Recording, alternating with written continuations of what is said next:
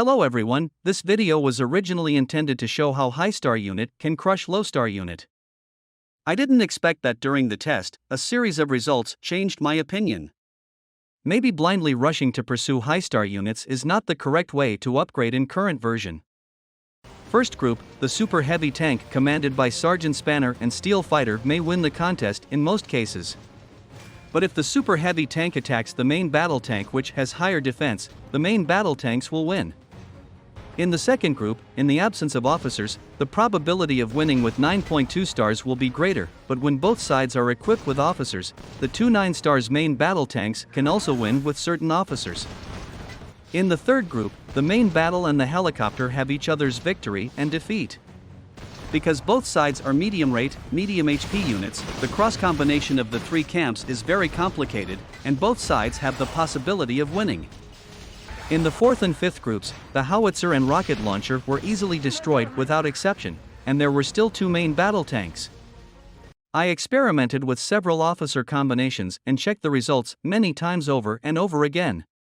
There are some differences in performance between different officers, but overall, the results remain within a certain range. When another 8 stars unit was added to the low star combination, the situation became one-sided.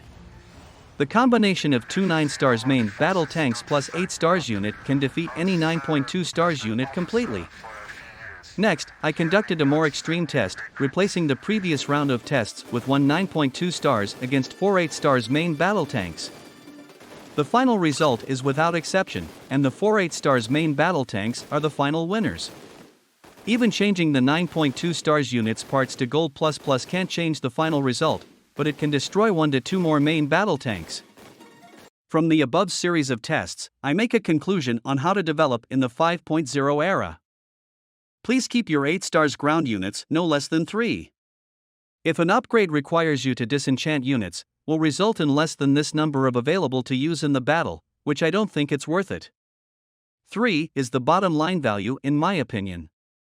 It is best to keep 8 stars troops at 4 to 5 first, and then consider continuing to upgrade a unit to more than 8 stars. Next we analyze the resources required for the upgrade in the table. Obviously, from the point of view of the required parts and the expressiveness of the battle, the lower the star level, the higher the cost effectiveness, and the most cost effective is 8 stars unit. For example, the resource for upgrading to one 8.2 stars unit is greater than upgrading to 4 8 stars units, and 4 8 stars units can destroy one 9.2 star unit. The resources for upgrading to two 8.2 stars units, you can upgrade one 8.2 unit and 4 8 stars units, which side will win is obvious. At the same time, one 8.2 unit can only have 2 officers, and 4 units can have 8 officers at the same time. At this time, the gold and money for buying precision parts can be transferred to the gold officer statue, because we already know the result of the battle. Of course, in actual combat, we can see that many high star units are all powerful. With 1 against 10 enemies, is that the result of simply upgrading stars? No, that's because the opponent's total resources are high. His parts, officers, VIP level, base skin, technology, and parts mechanic have all surpassed the opponent he faces.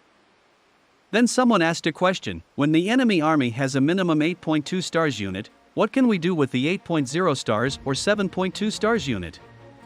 First of all, we do not consider the units below 8 stars. 7.2 stars is a foundation for upgrading in the 5.0 era, or the most cost-effective unit to disenchant, and I do not recommend 7.2 units to appear on the battlefield.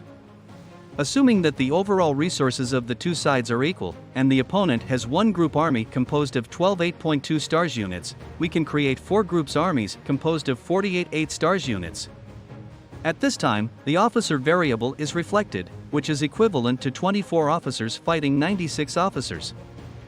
So if you lose at this time, what is the question to consider? How to coordinate the 4 army commanders, how to let the opposing army be surrounded by our superior forces. The reason why the 300 Spartan warriors were able to resist the Persian army was because of the narrow terrain of Hot Springs Pass. Try switching to the plains? The final result will not be a heroic death, but a stampede. If the opponent can also use 4 groups armies of 8.2 stars, then the total resources of both sides are already unequal, and no matter how you upgrade, the result will not be changed. So is it meaningless to upgrade to high stars? The answer is no. I think the low star gameplay requires more intensive operations and judgment on the battlefield. One advantage of high stars is that when attacked by the same strength, the battle damage is relatively small, because the same unit does not matter how many stars, the supplementary reserve and military expenses are equivalent. Relatively speaking, high stars will have stronger survivability, and supplementary reserve and military expenses can be saved. The way of playing with low stars needs to protect their relatively fragile units, and try not to expose them to fighters, bombers, howitzers, etc., which can attack them without damage. Those players who only throw their troops into the group in battle, and then occasionally go online to replenish their troops, should train a high star unit to join the group army. A large number of low stars troops without certain operations is meaningless. Of course, the situation of the aircraft is different from that of the ground unit, because the price of the parts is double, and a fighter plane with 2 stars higher can still destroy 2 fighters with 2 stars lower at the cost of lit.